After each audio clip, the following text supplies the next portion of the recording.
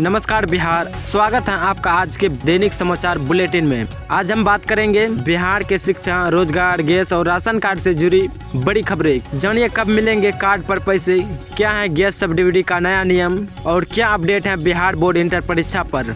तो चलिए शुरू करते हैं आज का बिहार का समाचार बुलेटिन में सिर्फ आपके लिए। बिहार में रोजगार सृजन पर सरकार का फोकस। मुख्यमंत्री नीतीश कुमार ने कहा कि राज्य में अगले 5 सालों में 1 करोड़ रोजगार के अवसर सृजन किए जाएंगे। इसके लिए उद्योग, कृषि और रोजगार योजना को बढ़ावा किया जाएगा।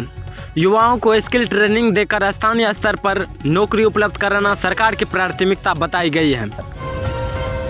शिक्षकों की भर्ती प्रक्रिया तेज करने का आदेश। शिक्षा विभाग को मुख्यमंत्री ने आदेश दिया है कि राज्य के सभी जिलों में शिक्षकों की रिक्तियां जल्द से जल्द भरी जाए। इस संबंध में ऑनलाइन आवेदन प्रक्रिया को और सरल बनाया जाएगा ताकि पात्र अभ्यर्थी आसानी से आवेदन कर सके।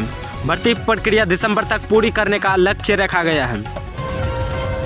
बेरोजगारी को लेकर युवाओं का विरोध। पटना और गया में बेरोजगार युवाओं ने सरकारी नौकरी की देरी और परीक्षा प्रणाली की अनियमित को लेकर प्रदर्शन किया। छात्रों ने आरोप लगाया कि परीक्षा परिणामों में पारदर्शिता नहीं है। सरकार ने आश्वासन दिया है कि सभी परीक्षाओं की समय सीमा तय की जाएगी।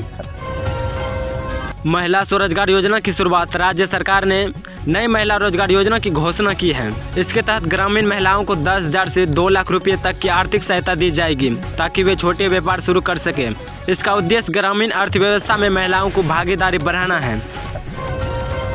एलपीजी गैस सिलेंडर के दाम में राहत। तेल कंपनी ने व्यावसायिक एलपीजी सिलेंडर की कीमतें में 5 से 6 रुपये की कटौती की है।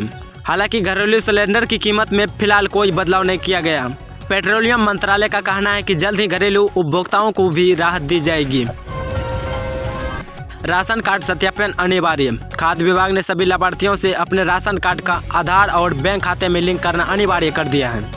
जिनका सत्यापन नहीं होगा उन्हें अगले महीने से राशन वितरण में दिक्कत हो सकती है। यह कदम पारदर्शिता बढ़ाने के लिए उठाया गया है।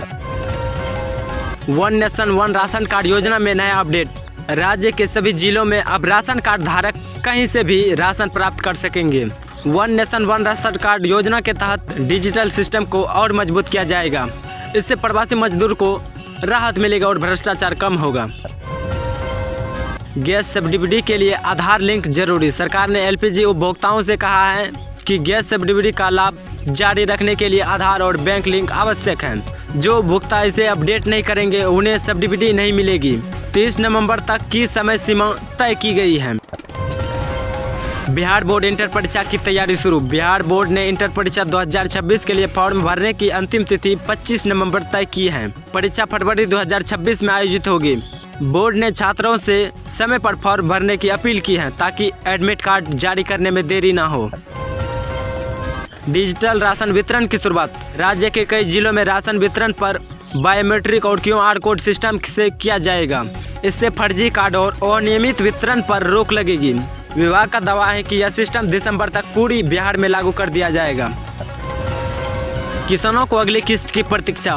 प्रधानमंत्री किसान सम्मान निधि योजना की 21वीं किस्त नवंबर के अंत तक आने की संभावना है।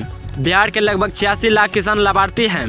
कृषि विभाग ने किसानों से कहा है कि बैंक विवरण और आधार जानकारी अपडेट कर लें।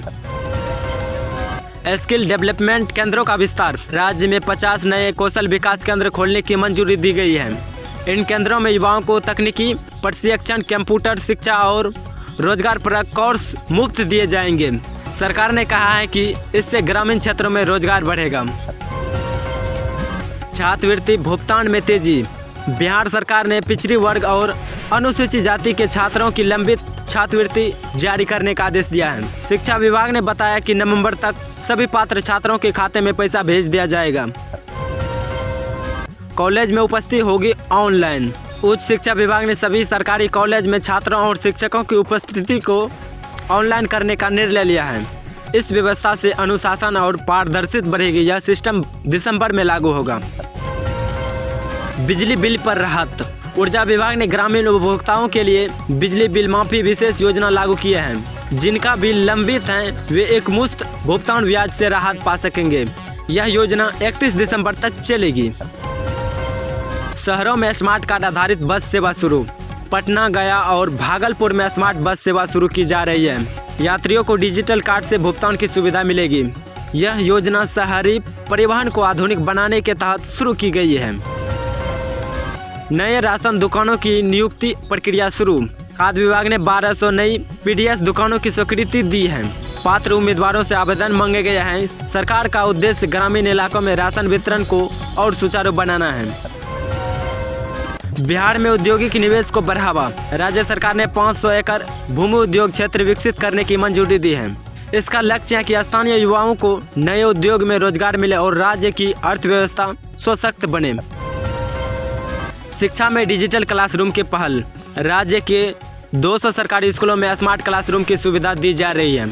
इससे छात्रों को डिजिटल शिक्षा का लाभ मिलेगा। योजना के तहत शिक्षकों को भी टैबलेट और इन कंटेंट की सुविधा मिलेगी।